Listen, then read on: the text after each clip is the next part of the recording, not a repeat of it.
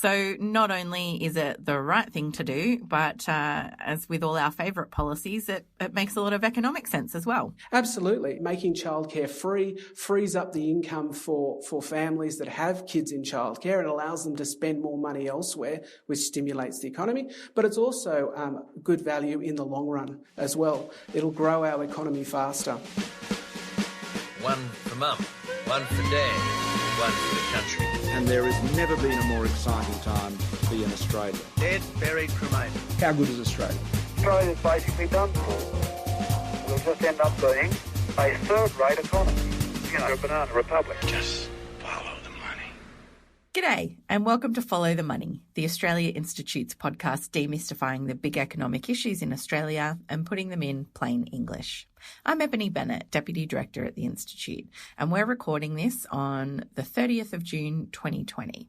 And it's the last day of our end of financial year appeal. And if you like our Follow the Money podcast and you're in a position to do so, please visit tai.org.au and donate $10, $20 or even $50 to our end of financial year appeal. Every little bit helps and we really appreciate your support. We'll be ensuring for those parents who are still in that position where they are needing that childcare, it will be free. So for us to be able to play our role in looking after their children has been really important for us. To say the 1990 recession, which was typically affecting blue-collar men, now we've got a recession which seems to be affecting women more. Is funded childcare the answer to that problem? Absolutely it is. The Federal Education Minister has indicated he won't be extending free childcare past June. When you're burning through cash at a rate of almost $11 billion a month on JobKeeper, then obviously that's not something you can continue in that form forever. And we are getting a lot of anecdotal feedback from small businesses and even large businesses where some of them are finding it hard to get people to come and take the shifts. Discussing politics that Scott Morrison is playing with vulnerable people is reprehensible. We've got all these women over here who do not have the same superannuation levels, do not have the same take-home pay and have the burden of childcare. When the Prime Minister, Scott Morrison, urged the states to reopen schools during the COVID-19 pandemic, he argued that doing so would lead to higher labour force participation rates. And he's correct. But since then, he's announced the imminent end of free childcare. And on top of that, he's announced that childcare workers, some of the lowest paid employees in the country, will be excluded from JobKeeper from next month as well. Literally no other industry has been excluded from this package. So today we're going to unpack exactly why free childcare was one of the best economic policies the Morrison or any coalition government has implemented and talk about why it makes economic sense to keep it. And I'm joined by our senior economist, Matt Grudnoff, who wrote the Australia Institute's most recent research report on this topic. G'day, Matt. G'day, Ebony. How are you? Good, thanks. Why is increasing the labour force participation rate important to the economy overall? Well, so participation rate is one of the three things that can grow the economy in the long run, along with the size of the population. So if your population gets bigger, your economy can produce more stuff. And productivity, which is the amount of stuff you can produce for any amount of input. So the more productive you are, the larger your population and the higher your participation, your labour force participation rate, then the bigger your economy can be. And Treasury calls that the 3 Ps. And I suppose it's important to define what participation rate means. Basically, it's fairly simple. It's the percentage of people over the age of 15 in a particular economy that are employed or who are actively looking for work. So people who are participating in the economy or trying to get a job. So it's the employed and unemployed. And there are really good reasons why people sometimes don't participate. So if you're in full-time education, for example, or you're retired, then you're not in the labour force. Or if you're looking after children, which is what this podcast is going to be about, then you're also not participating in the labour force. And I guess it's important at the moment because due to COVID-19, we're probably not going to have a huge influx of migrants to boost our population like we would normally have. And productivity at this point is probably not a a huge area of growth for the economy either. Yes, that's right. So participation has the potential to boost the economy, particularly in the long run. Our economy could be quite a lot bigger if we could encourage more people to get out there and be involved in the labour market. And so what does free childcare have to do with lifting the participation rate? Explain that for me. Well, so what we see is if parents don't have access to good quality childcare that's affordable, then they make the decision, or at least one of them, usually the woman, makes the decision to stay home and look after the kids. And so while there are some families who even if childcare was free, they choose to stay home and look after the kids, and that's perfectly okay. There are quite a number of families who are basically making this decision not because that's necessarily what they would want to do, but rather because they don't have access to that high quality, cheap childcare. And so what was the actual policy that the Morrison government announced shortly after the coronavirus lockdown? Well, it's actually quite a good policy. It made childcare free. So basically the government paid the childcare fees. They did this for a number of reasons. They saw a big drop off in people accessing childcare because of concerns around the coronavirus, but also it was stimulatory. So on average, people who send their kids to childcare, families that send their kids to childcare, spend 17% of their income on those childcare fees in Australia. Now, if the government pays those, then these families have 17% of their income that they can spend on other stuff. So they can buy other things, which then creates more demand in the economy at a time when economic growth is slowing and reversing, it's contracting. And this can help move us out of a recession. It's effectively stimulus spending.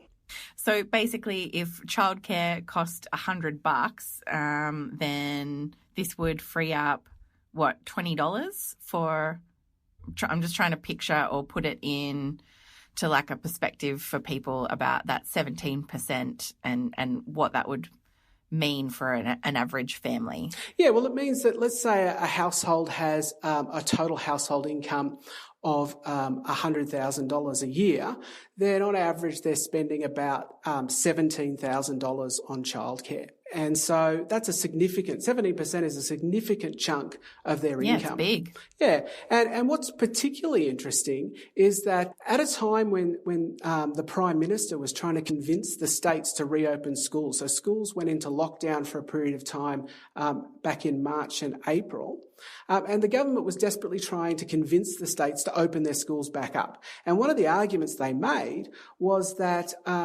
schools should be opened up because keeping them closed meant that parents couldn't participate in the workforce. These children need you for our schools to remain open. It was Treasury's estimate at the time that the macroeconomic impact from closing schools and childcare centres for 3 months could reduce GDP by around $34 billion. And this drop in participation was going to cost, Treasury estimated, 300,000 jobs or 7% of GDP. And that's a significant drop. Yeah, that's huge. Now, of course, that argument, parents can't participate because they've got to look after kids, is equally true for younger kids, for preschool kids. It's true for school-aged kids, but it's also true for preschool kids. And so the same arguments that apply for opening up the schools also apply for childcare and making childcare cheap, good quality and affordable. So the short-term effect of free childcare is stimulatory because it frees up more discretionary income for families with children who need it. And how much, out of curiosity, does free childcare cost, Matt, now that we've had it for a couple of months? Well, it depends. So they kind of rushed it in. So we're not 100% sure. There's probably ways that you could do it that is more efficient than the way the government did it. But even if we did it in that kind of rushed way, we're looking at about between $7 and $8 billion per year is the total cost of making childcare free. And so in the scheme of the roughly $200 billion that the government has spent on various stimulus measures, it's tiny. It's actually quite small. Yeah, look, it's extremely small in comparison. And the benefits to GDP, that is the benefits to the economy of free childcare are substantial. And so what happens in the long run? Well, in the long run, so it's stimulatory in the short run. In the long run, what we did was we had a look around the world for countries that do very well for high participation rates. And there were a bunch of countries that stuck out. And these are the Nordic countries. These are countries, Iceland, Sweden, Finland, Norway and Denmark. And these countries have excellent childcare policies. Their childcare is extremely affordable, and the early childhood education and care they provide is of a very high standard. So, for example, in Australia, it costs about 17% of the budget for a family to send their kids to childcare. In Iceland and Sweden, it's only 4%. So it's significantly less. And because of that, women in particular, who are most affected by, in participation terms, when families have children, women in these Nordic countries don't see a fall in participation. So if we look at Australia's participation rate by age, so we start with, people in their, 15 to 20, we go through their life cycle all the way over to when they're sort of 65 plus. We see this for men, that is, we see this lovely kind of curve that increases. It sort of peaks in the 30s and 40s and 50s and then drops away after that.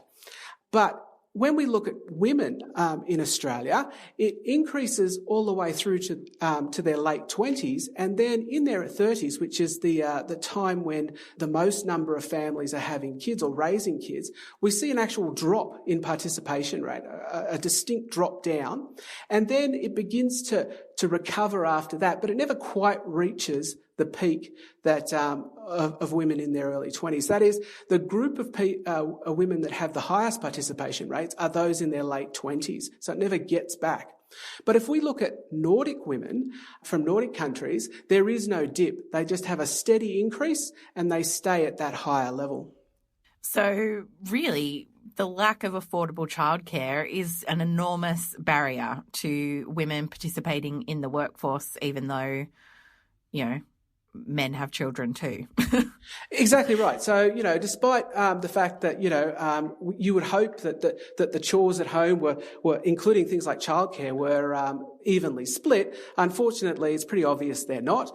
And so the burden of care, particularly childcare, falls on women. And because of that, and because of the lack of affordable quality childcare, some women are making the choice not to go and work when they would rather, it's quite possible they would rather go out and work. And affordable childcare doesn't force women to put their kids into childcare, but it does give them that choice. They're able to do it if they want to. Gives them the option. That's right, yep. And coronavirus really, we've talked about this on the last couple of episodes, the lockdown and the parts of the economy that the pandemic have mostly affected in Australia, it's really hit women and industries that employ a lot of women quite hard. And even in industries where men outnumber women seem to be doing it much more tough during this recession.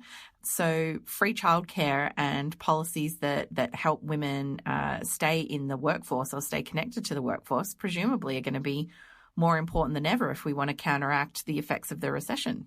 That's exactly right. So policies that are going to enable women to stay in the workforce are going to help throughout this recession, and also policies that enable women to stay in the workforce over their lifetime are not just going to help those individual women. They're going to accumulate more super. They're going to be stay in the workforce, be promoted more, earn more income. But it's actually good for all of us. So we did some calculations and we worked out that if Australia had the same participation rates as Nordic countries, as the average for Nordic countries, then Australia's GDP would be $60 billion higher, or 3.2% higher. So basically, average income in Australia would be 3.2% higher if we had the same participation rates as the average for Nordic countries. So, Matt, 3% or so doesn't sound huge in the scheme of things, but what does that really mean? Well, it's $60 billion extra dollars in the economy. That's big. Yes, it's absolutely big. And remember, we're talking about a budgetary cost of perhaps $7 to $8 billion for the free childcare. And sure, Nordic countries have other things like paid parental leave schemes and other schemes that encourage women or help women stay in the workforce. But childcare is a very big part of that. And also, that's the average for Nordic countries. If we look at Iceland, which had the highest participation rates, if we had the same participation rates as Iceland, then the economy would be $140 billion bigger, or 7.5% of GDP. So there are huge gains that can be made simply by giving women the choice to be able to stay in the workplace and giving them access to affordable, high-quality childcare. Not a bad return, $140 billion on about $7 billion outlay. Absolutely. Women are more likely to have a degree. Women bring a great skill set to work. So, not only would the total income of Australia go up, but we would also gain all those extra productive skills that women bring to the workforce. So not only is it the right thing to do, but as with all our favourite policies, it makes a lot of economic sense as well. Absolutely. It makes economic sense. It makes economic sense in the short run, and that, making childcare free frees up the income for families that have kids in childcare and allows them to spend more money elsewhere, which stimulates the economy. But it's also good value in the long run as well. It'll grow our economy faster. Matt, I know in the past you've done a lot of research around how recessions and economic downturns impact women, and sometimes very disproportionately compared to men. What happened in the aftermath of the GFC?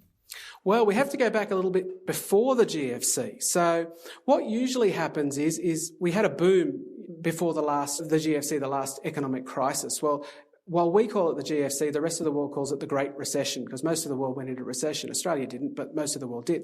So there was a big mining boom before that. And during that mining boom, the Howard government kept cutting income tax rates. In fact, every year at the budget, they would cut income tax rates. And we did some research and found that 70% of those tax cuts, just over 2/3, went to men, and about 30%, or just under a third, went to women. So men enjoyed the vast majority of those tax cuts. But of course, those tax cuts meant that the budget in more normal times, in non-boom times, struggled to generate enough income to remain or create a surplus. So after the GFC, when the current coalition government was busily trying to balance the budget, what they did is they cut a whole heap of services. They didn't increase the income tax that had been cut. No, they went after and they tried to cut services. And what we found is that the cuts that were being made to the budget, 55% of those impacted women and 45% impacted men. So during the good times, the governments cut taxes that mostly benefits men, and during the bad times, they cut services that mostly benefit women. So it's heads, men win, and tails, women lose. That's exactly right. Mr. Fletcher, it just goes to show that, to be honest, you don't have enough women in your party. If I can give you some tips. The first thing I think we need is a gender disaggregated data around COVID-19 to understand how it's disproportionately affecting women. We then need a gender responsive budget in order to compensate that unfair economic structure. And when we talk about the economic impact of COVID-19, we also have to talk about the unpaid work economy and the informal work economy, which women are disproportionately make up. And so coming now to the spending that the government is doing in response to the recession and the fiscal measures that they're taking, there's really no evidence to suggest that the government is assessing the greater or the disproportionate effect that this recession is having on women and is targeting any of its measures specifically at women to help address those problems. No, they appear to be flying completely blind. In economics, we say if you want something, if something's important, then you measure it. So you measure things, and then people can understand what's happening, and they can make changes to policy to try and influence those things.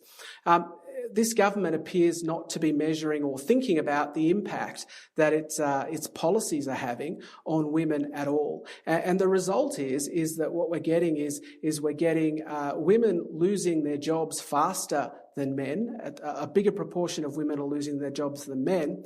But most of the stimulus package, like the construction, the money into housing construction, are mostly going to benefit men and not women.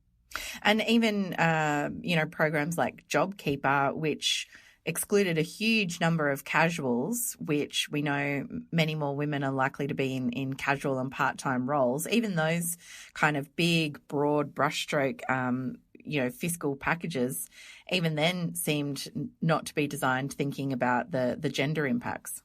That's right. It's very likely that the government is simply not thinking about this because they're not measuring it. There's nobody coming to the cabinet table when these decisions are being made saying, let's think about or let's look at or let's measure the gender implications of these policies. And if you want to take these kind of things seriously, then the best thing you can do is simply measure them, because if the information is there, then people can make an informed decision.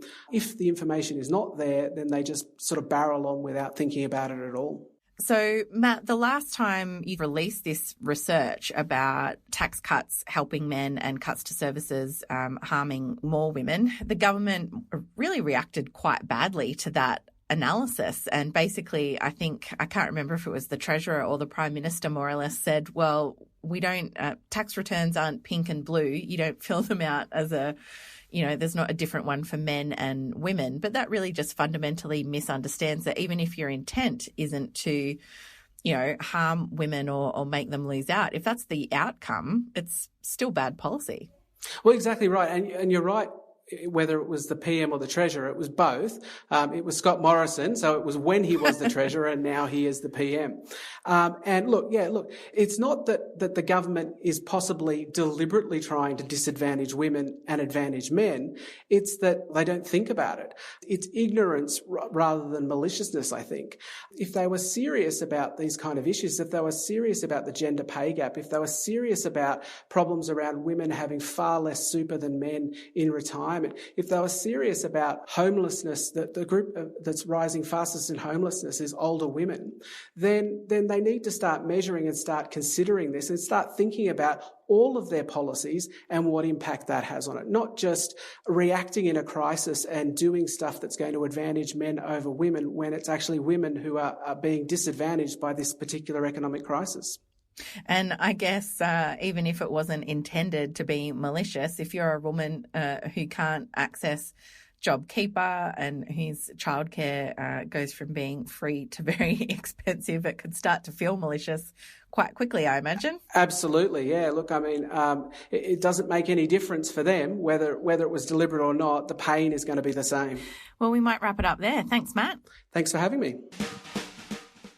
This has been a special episode of Follow the Money, and we're aiming to bring you shorter but more frequent episodes during the pandemic, so please stay tuned. You can check out the Australia Institute's Economics of a Pandemic webinar series at our website, tai.org.au/webinars. And our next event is on Wednesday, the 1st of July at 11 a.m.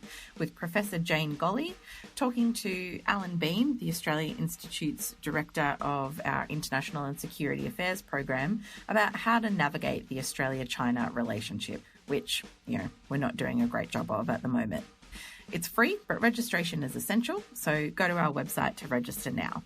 For the latest health information, you can check health.gov.au or listen to the ABC's excellent CoronaCast podcast, which comes out daily. And you can visit tai.org.au for all our latest research and content, including Matt's report on childcare.